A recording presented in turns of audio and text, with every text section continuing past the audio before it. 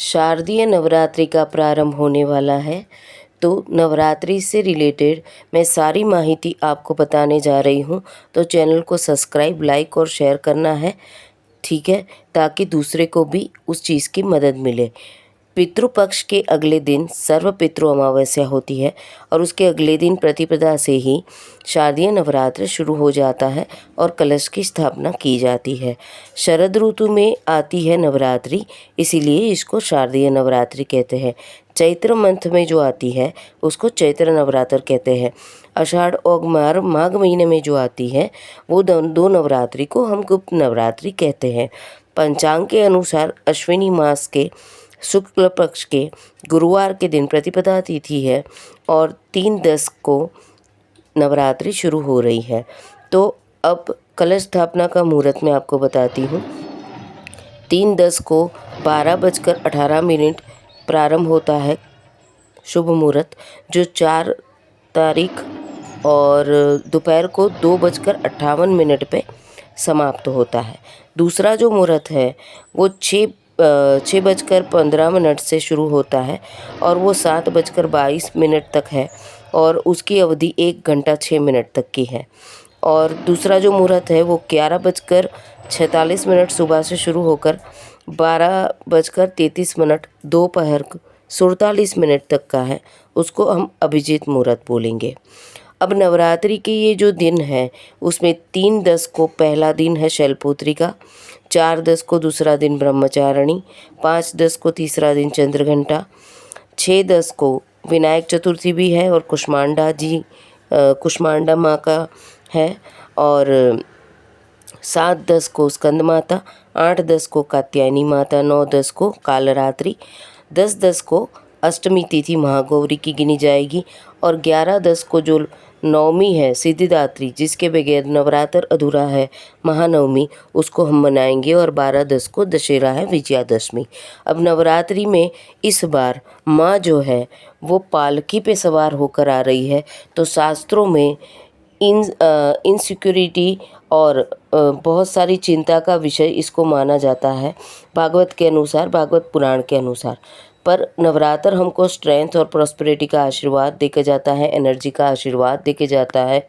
तो हमको वो चीज़ को नहीं सोचना है, क्योंकि अगर पालकी पे सवार होकर आती है तो इंस्टेबिलिटी, कॉन्फ्लिक्ट और चुनौतियों का संकेत देती है। और अगर आप नवरात्रि में माँ का आशीर्वाद पाना चाहते हैं और उनकी कृपा प्राप्त करेंगे तो सारे दुखों से आप बाहर निकल सकते हैं और सारे ऑब्स्टिकल्स को पार भी कर सकते हैं।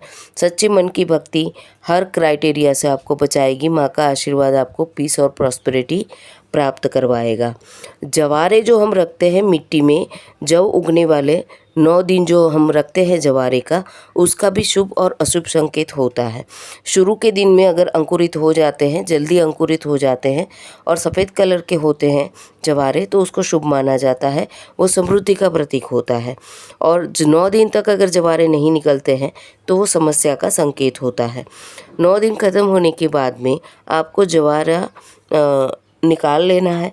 उसमें से कुछ जवारे आपको घर के पूजा स्थान में रखने हैं, कुछ आप तिजोरी में रखेंगे और उसके बाद जो जवारे हैं 1-2 घर में आप बांट लेंगे और पर्स में रखेंगे और बाकी के हम पानी में उसको बहा देंगे। व्रत के कुछ नियम हैं, ठीक है। पहला नियम है तन मन धन से पवित्र होके शुभ मुहूर्त में व्रत का संकल्प करके आपको व्रत करना है। पवित्र 2 कलश का स्थापना करना है, ये दूसरा है। तीसरा, आपको पूजा, आरती, प्रसाद ये करना है। चौथा, हमेशा आपको माँ के श्रृंगार में और लाल फूल ये वगैरह अर्पण करना बहुत ही ज़रूरी है।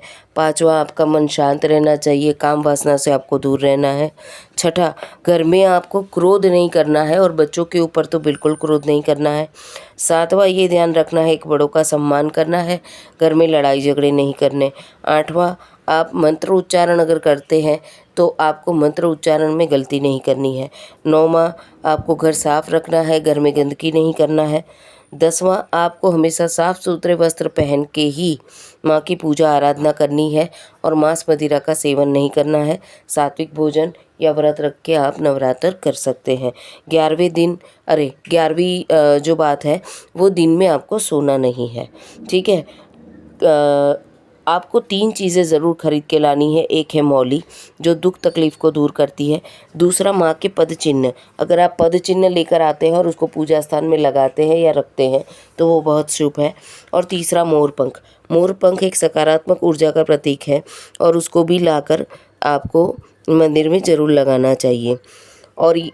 और कुछ चीज़ें हैं जो जिसका आपको ध्यान रखना है, जैसे कि अगर आप व्रत वगैरह रखते हैं, स्थापना करते हैं, तो आपको अखंड ज्योत जलानी है, घर में ताला नहीं लगाना है और घर को खाली नहीं रखना है। तामसिक भोजन, शराब का सेवन नहीं करना, घर साफ, सात्विक और शांत रहना चाहिए और ब्रह्मचर्य का पालन ज़रूर करना चाहिए। ये सारी चीज़ों का ध्यान बच्चों को भी रखना है और आपको भी रखना है, क्योंकि घर में जो माहौल आप बना के रखेंगे उस हिसाब से आपको सुख समृद्धि प्राप्त होगी। तो ये नवरात्र आपके लिए बहुत सारी खुशियाँ लेकर आए और बहुत समृद्धि लेकर आए और आप इसमें मेडिटेशन भी कर सकते हैं, आप अपनी कुंडली जागरण कर सकते हैं, आप चक्रा बैलेंस कर सकते हैं, आप नेगेटिविटी को अपने जीवन से निकाल सकते हैं। बहुत सारी चीज़ों आप नवरात्र में कर सकते हैं।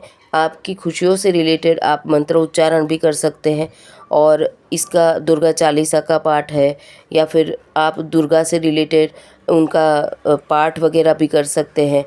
तो सब कुछ करना है ताकि आपका जीवन भी अच्छा हो और माँ आपको आशीर्वाद देकर जाए। तो ओम शिव शक्ति, राधे राधे। चैनल को सब्सक्राइब करिए। अगर आपको कुछ सवाल है तो आप कमेंट में ज़रूर मुझे बताइए, मैं आपका आंसर देने की कोशिश करूँगी। और अगर आपको मेरा वीडियो अच्छा लगता है तो उसको शेयर ज़रूर कीजिए। ओम शिव शक्ति।